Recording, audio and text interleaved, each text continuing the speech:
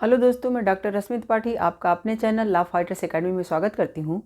दोस्तों, आज के सेशन में जो मैं आपके सामने केस लेके आई हूं वो मानहानि से जुड़ा हुआ एक केस है, जो कि अभी हाल ही में 2024 जनवरी का सुप्रीम कोर्ट का एक लेटेस्ट केस है, जिसमें सुप्रीम कोर्ट के सामने एक ऐसा केस आता है जिसमें कॉन्स्टिट्यूशन का आर्टिकल 19 यानी कि फ्रीडम ऑफ स्पीच यानी वाक एवं अभिव्यक्ति की जो स्वतंत्रता होती है उसके और सेक्शन 500 आईपीसी का जो मानहानि डिफामेशन है उसमें दोनों में ये डिसीजन देना था कि क्या चीज़ सही है, मतलब कौन सा उनको प्रेफर करें इस केस में। तो ऐसा सुप्रीम कोर्ट का इस केस से संबंधित फैसला होता है।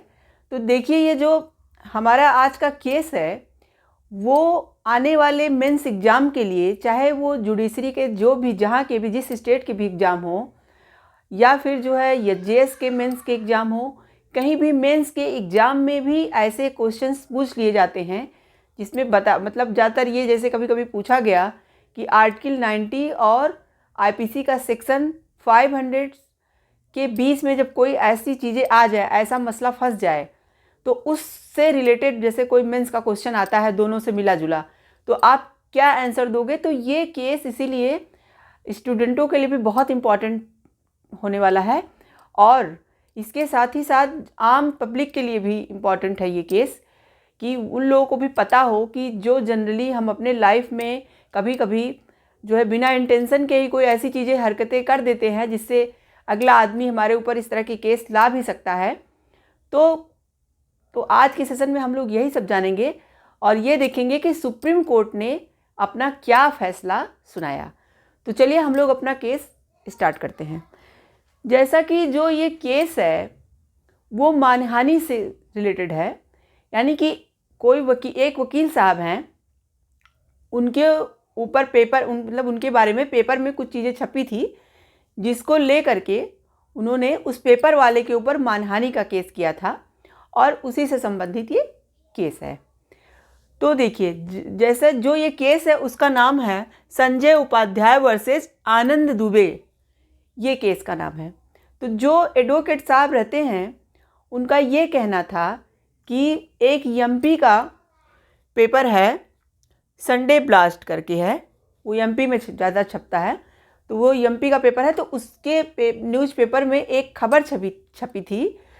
तो उसमें क्या था कि एडवोकेट जो थे उनके खिलाफ ये था कि एडवोकेट ने पान मसाला व्यवसायी पर कराया झूठा केस, यह कहकर हेडिंग डाल के उन्होंने अपने पेपर संडे ब्लास्ट में ये चीज़ छापी थी।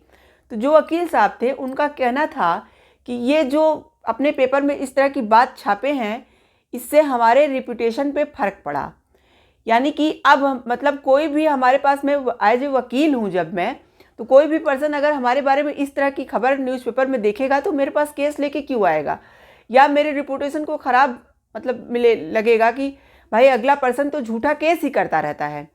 तो वकील साहब का ये कह करके उस न्यूज़पेपर के खिलाफ मानहानि का केस के लिए उन्होंने केस फाइल किया था। तो जो न्यूज़पेपर वाले थे वो अपने बचाव के लिए पहले क्या कहा जाते हैं, ट्रायल कोर्ट में गए।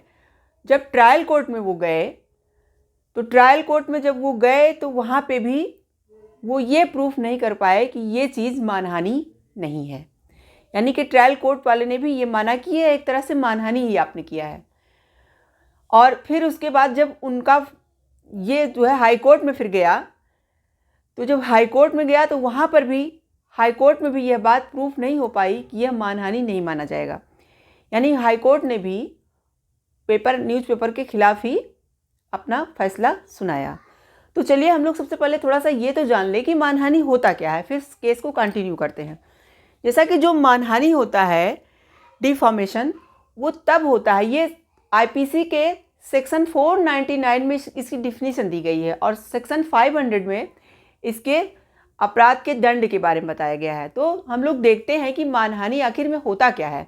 तो मानहानि का मतलब हुआ जो कोई बोले गए शब्दों द्वारा या लिखे गए लिखित रूप से प्रकाशित शब्दों द्वारा या वीडियो के माध्यम से या किसी भी माध्यम से किसी किसी व्यक्ति के बारे में कोई लांछन लगाता है और इस आशय से लांछन लगाता है कि उसकी ख्याति यानी रिपुटेशन में कोई नुकसान पहुँचे, यानी रिपुटेशन उसकी समाज में कम हो या उससे समाज में मतलब कि उस बात का उसकी ख्याति पे बहुत इफेक्ट पड़े। तो अगर कोई इस तरह का काम करता है तो वो मानहानि कहा जाएगा। तो देखिए, लेकिन इसके कुछ अपवाद भी दिए गए हैं। तो लगभग 10 अपवाद हैं इसमें। तो 10 अपवादों में जो एक इस केस का जो अपवाद अभी आगे आपको आएगा उसको मैं बता दूं को कहाँ पे मानहानि नहीं माना जाएगा। जैसा कि अपवाद नंबर 1 जो है वो ये कहता है कि सत्य बात का लांछन जिसका लगाया जाना या प्रकाशित किया जाना लोक कल्याण के लिए अपेक्षित है। यानी कि अगर कोई सही बात है तो उस बात को अगर आप जो है अगर इसका आप किसी पर्सन पे लांछन लगाते हो यानी बताते हो आम जनता के कल्याण के लिए लोकहित में, अगर आप इस चीज़ को कहीं प्रकाशित करते हो या बोल देते हो तो वहाँ पे मानहानि नहीं मानी जाएगी। यह इसका अपवाद जो 10 अपवाद दिए हैं उसमें से पहला अपवाद ये कहता है। तो ये और देखिए, मानहानि भी 2 तरह का होता है, एक क्रिमिनल होता है और एक सिविल होता है। तो क्रिमिनल मानहानि वही हुआ जो जैसे कि जनरली अभी हाल ही में हम लोगों ने बहुत सारे ऐसे केसेस देखे होंगे, जैसे लगाए जाते रहते हैं ज़्यादातर इनके ऊपर मानहानि का केस किया गया। उनके आप लोगों ने न्यूज़पेपरों के माध्यम से या फिर सोशल मीडिया के माध्यम से बहुत मानहानि के बहुत सारे नेताओं के ऊपर इनके ऊपर केस किए जाते रहते हैं। तो क्रिमिनल मानहानि जो होता है वो यही बताता है कि आप बोले गए शब्दों द्वारा या लिखित रूप के शब्दों द्वारा या इन सब के माध्यमों से या वीडियो के माध्यम से अगर आप किसी पर्सन को समाज में जो उसकी प्रतिष्ठा है उसमें उसका नुकसान करते हो और आपका इंटेंशन ही यही हो और आप जानबूझ के अगर आप जानते भी रहते हो कि जो मैं ऐसा कार्य करने जा रहा हूँ उससे अगले पर्सन की रिपुटेशन में नुकसान होगा, तो ये सब आपका इंटेंशन रहे उसके बाद आप वो सब काम करते हो तो आप मानहानि करते हो। लेकिन इसके 10 अपवाद भी बताएंगे, उसमें मैंने आपको एक अपवाद बताया।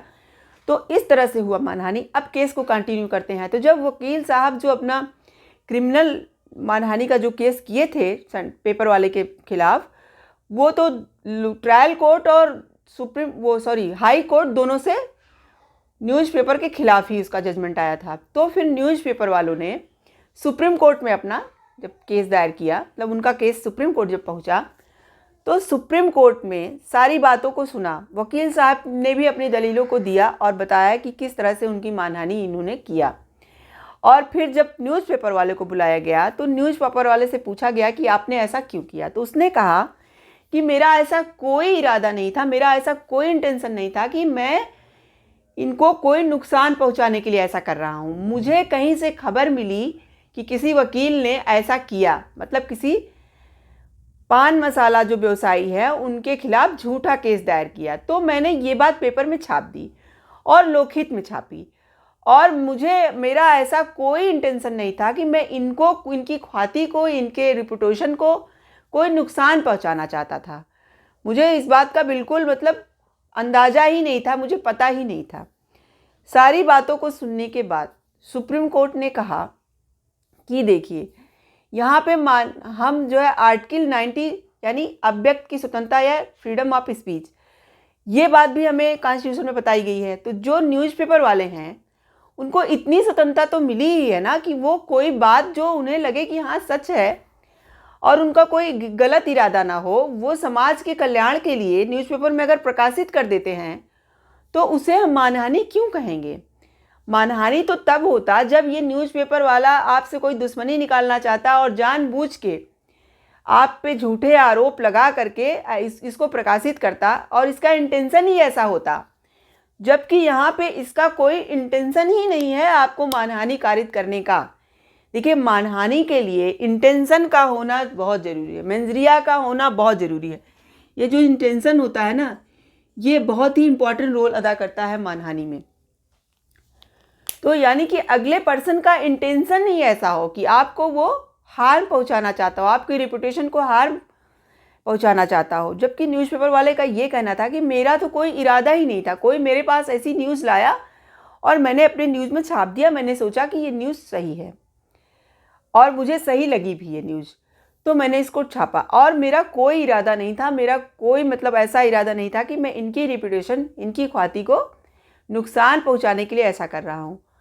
तब यहाँ पे जो है सुप्रीम कोर्ट ने अपने आदेश में यही कहा कि जब इनका इस तरह का कोई इंटेंशन नहीं था, ये कुछ इस तरह का नहीं करना चाह रहे थे और इनका सिर्फ लोक कल्याण के हित में ऐसा कार्य करना था, तो और इनको आर्टिकल 19 के अनुसार, 19 के अनुसार फ्रीडम ऑफ स्पीच यानी कि अव्यक्त वाक्य एवं अव्यक्त स्वतंत्रता का बात भी तो आती है, वो भी तो इनको मिला हुआ है। ये अपनी बात रख भी तो सकते हैं, ये प्रेस वाले हैं, न्यूज़ वाले हैं, तो इस तरह की बातें जो है ये लोग गलत तो नहीं कहेंगे।